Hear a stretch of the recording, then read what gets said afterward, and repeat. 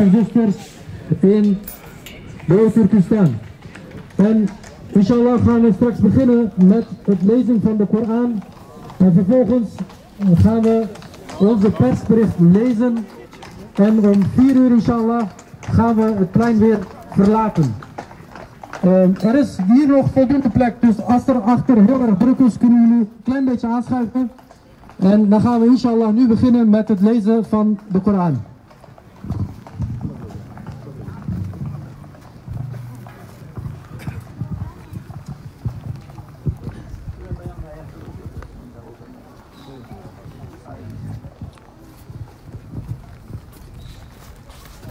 أعوذ بالله من الشيطان الرجيم.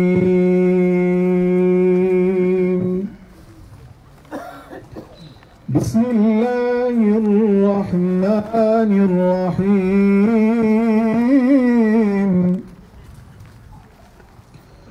يا أيها الذين آمنوا استعينوا بالصبر والصلاة.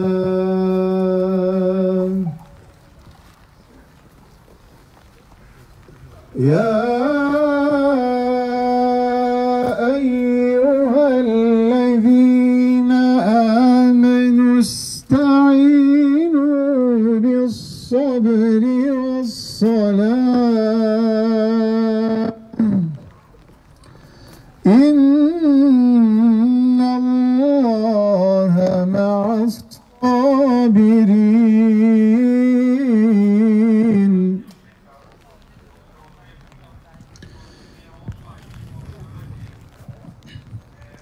ولا تقولوا لمن يقتل في سبيل الله أموات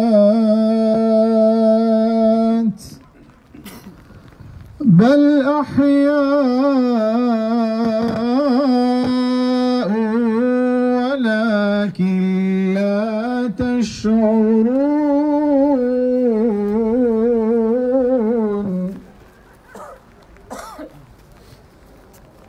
ولنبلونكم بشيء من الخوف والجوع ونقص من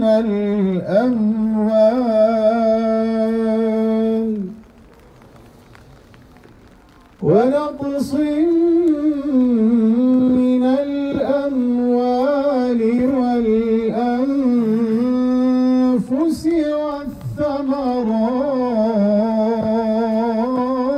والثمرات وبشر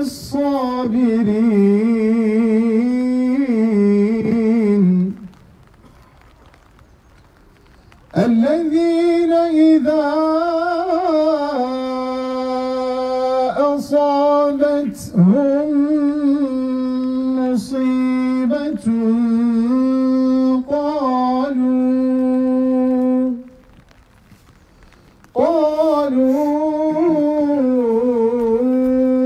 إنا لله وإنا إليه راجعون.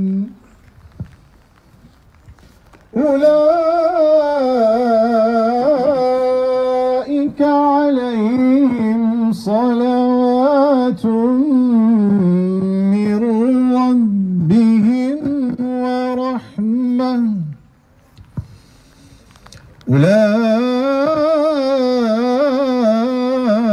أولئك عليهم صلوات من ربهم ورحمة وأولئك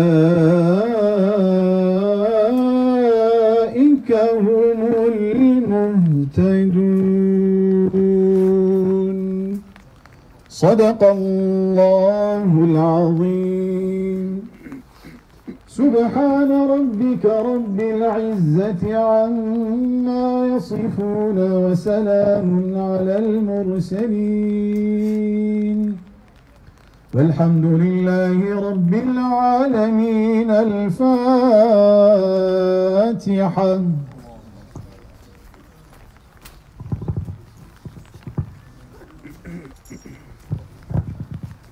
Musab hocamızdan Allah razı olsun. Programımıza iki bölgemiz adına Kuzey Hollanda Bölge Başkan Yardımcısı, Teşkilatlanma Başkanı Ahmet Duran Başkanımız selamlama konuşmasıyla devam edecektir. Teşekkür ederiz.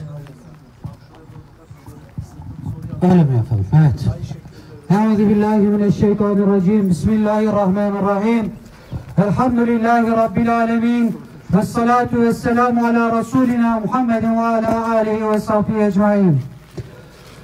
Kıymetli kardeşlerim, öncelikle Doğu Türkistan Çin'in utancıdır kelimesiyle, cümlesiyle bugünkü protestomuzu başlatmak istiyorum.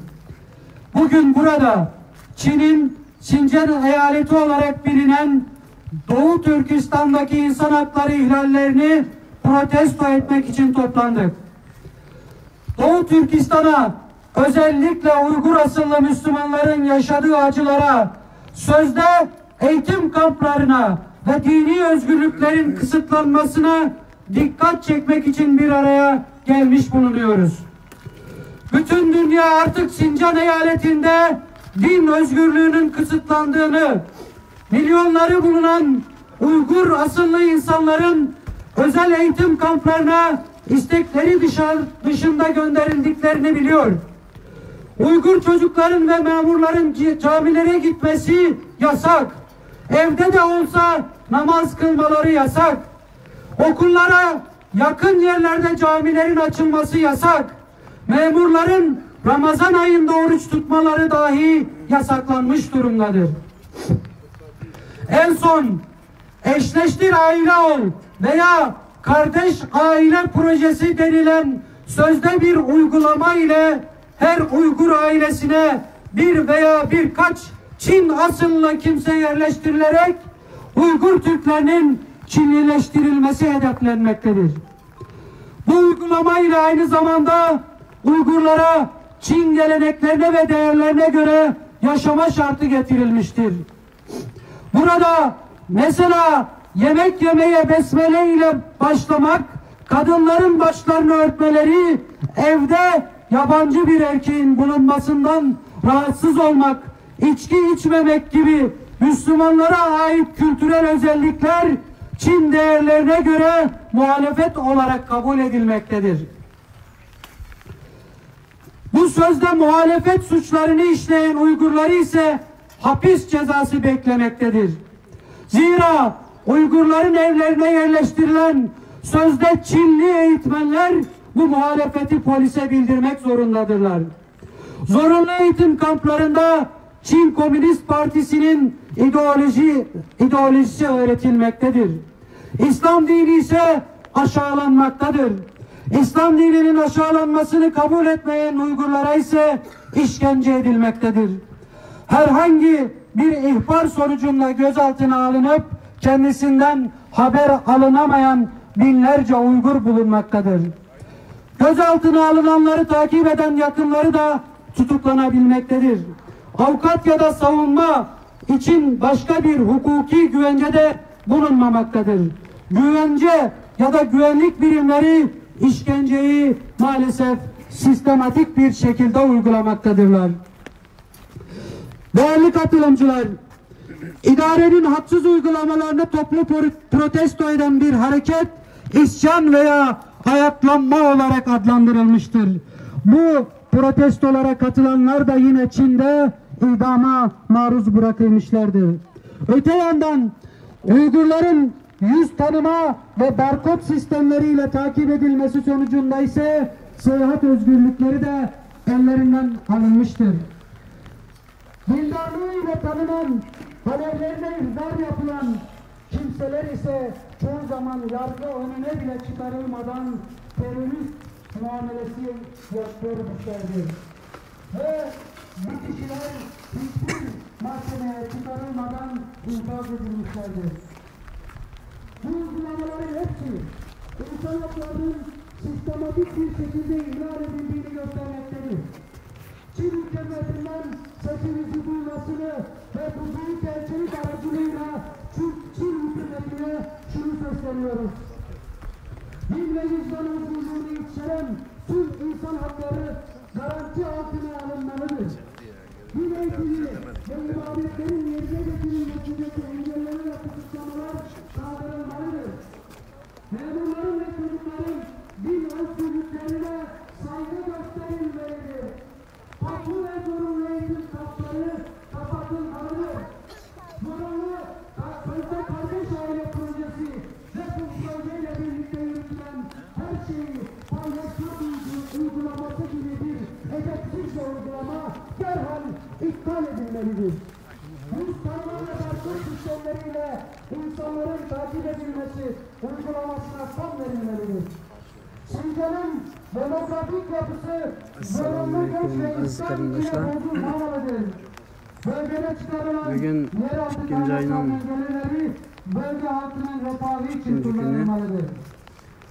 2019 yılı Hollandiya'nın Dampak şehriga joylashgan Xitoy konsulluğunda Milliy Görüş Cemaati namoyishda hozir ular bilan birlikda namoyish ilib beryapmiz. Yani Hollandiyadagi Türk qarindoshlarımızdan Milliy Görüş Cemaati bilan birlikda Xitoy zulmiga qarshi bu yerda namoyish ilib beryapmiz. Bugungi bu namoyish qatnashgan bütün Türk qarindoshlarımızdan Allah razı olsun. Burada özellikle medyada büyük görevler düşmektedir. Değerli